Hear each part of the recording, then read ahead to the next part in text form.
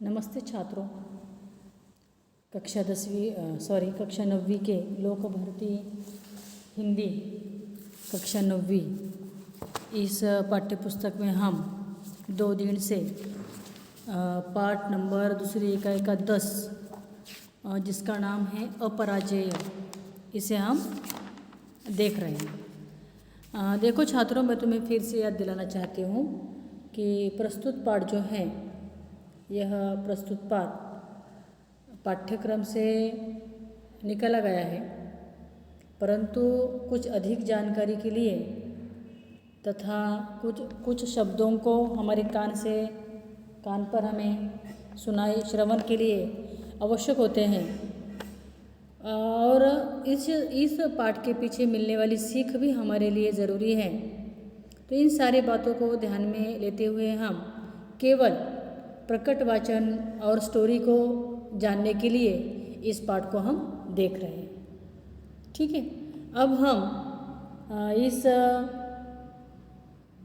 पाठ के अंतर्गत जिस पन्ने पर हम आ चुके थे वह है पन्ना नंबर 79, और इस 79 पर हम अब जाएंगे।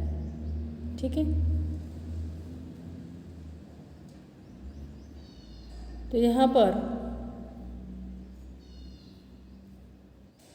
पन्ना नंबर 79 के ऊपर हम पिंक वाले अक्षर की ओर ध्यान देंगे। देखिए क्या है वह। अमरनाथ घर के भीतर कैनवस पर फूलों, पत्तों, झरने और हरियाली के चित्र बनाते, वही घर के बाहर जितनी खुली ज़मीन थी, माली के साथ उन्होंने उस ज़मीन को तैयार करवाया था। सामने की ज़मीन में बगीचा बनाया था जिसमें रंग बिरंगे मौसम के फूल क्यारियों में लगाए थे। उन्होंने ऋतुओं के क्रम से फूलों के पौधे लगवाए थे। गर्मी के बाद बरसात और बरसात के बाद सर्दी के पौधों में फूल खिलते। घर के पीछे की ज़मीन में उन्होंने फूलों के पेड़ लगा दिए थे। घर की चारदीवारी के साथ फूलों और बेलों की बेलें चढ़ा दी थी। घर और बाहर के लोग आश्चर्य से उनकी ओर देखते। वे हंसते, मैं जीवन का व्याकरण बना रहा हूँ, जीवन के अछूते सच के शिखर पर चढ़ने के लिए सीढ़ियाँ लगा रहा हूँ, कहकर हंसने लगते। अब देखिए, यह जो अनुच्छेद मैंने पढ़ा है, यह विशेष रंग में बनाया गया है और हमारे पाठ्यक्रम के लिए दिया गया है। क्या है इसके पीछे की जानकारी? तो एक अलग सी जानकारी है। जब व्यक्तियों के जीवन में भिन्न भिन्न तरह की आपत्तियाँ आकर टकराती हैं, तो हमें उससे 2 हाथ करने चाहिए। इस सीख को देने के लिए अमरनाथ का उदाहरण यहाँ पर दिया गया है। अमरनाथ अभी आज की स्थिति में, यहाँ पाठ की बताई हुई स्थिति में अपाहिज हैं। दोनों पैर उसके निकाले जा चुके हैं। अब वह इसी में ही अपना आनंद मानता है कि 2 पैर नहीं है तो क्या हुआ, मेरे 2 हाथ तो हैं, और इन हाथों से वे चित्र बनाने के लिए तैयार हैं। चित्र बनाने के लिए उन्होंने सारी तैयारी की है। इतने भारी चित्र, और घर के आंगन में ज़मीन पर वे कुछ बगिया भी तैयार कर रहे हैं।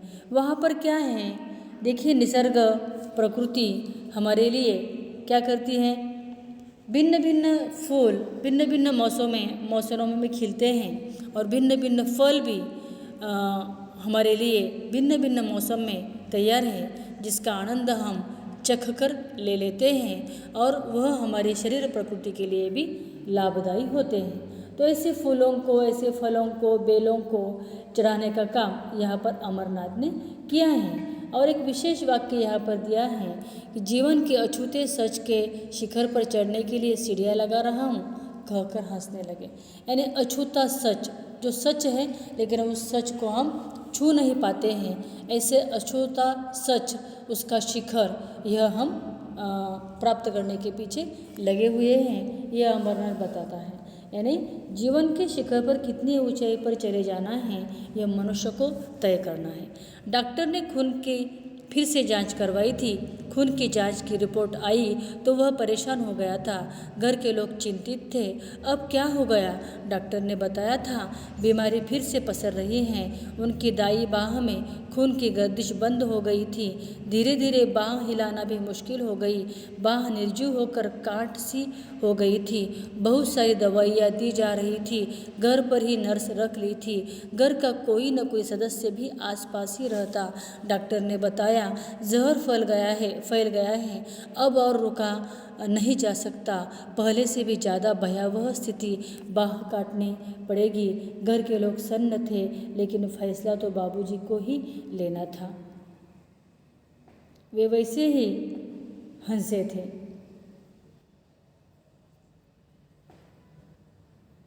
यानी जब पहली स्थिति में जब उनके पैरों की समस्या निर्माण हो गई थी और सभी लोग उनकी ओर चिंता में देख रहे थे, तो उन्होंने हंसकर उत्तर दिया था कि क्या हैरान क्यों हो? मैं बच गया हूँ इसलिए हैरान हो क्या?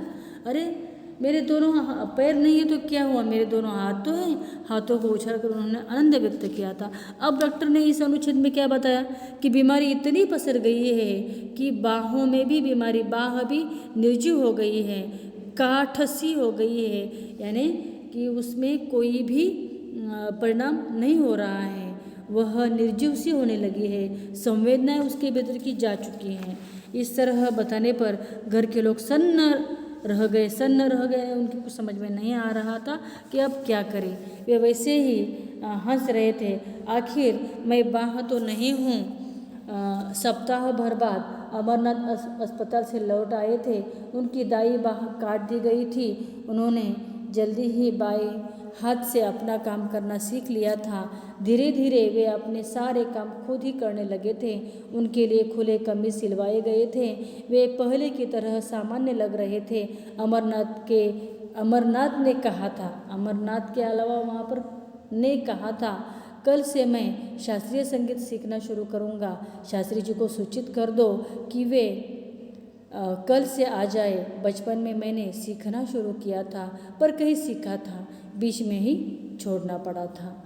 अब इस अनुच्छेद में देखिए, अब उनके बाहें निकाली गई हैं, इसीलिए वे दुखी तो बिल्कुल हुए नहीं। वे कहते हैं कि मेरी बाह नहीं है तो क्या हुआ?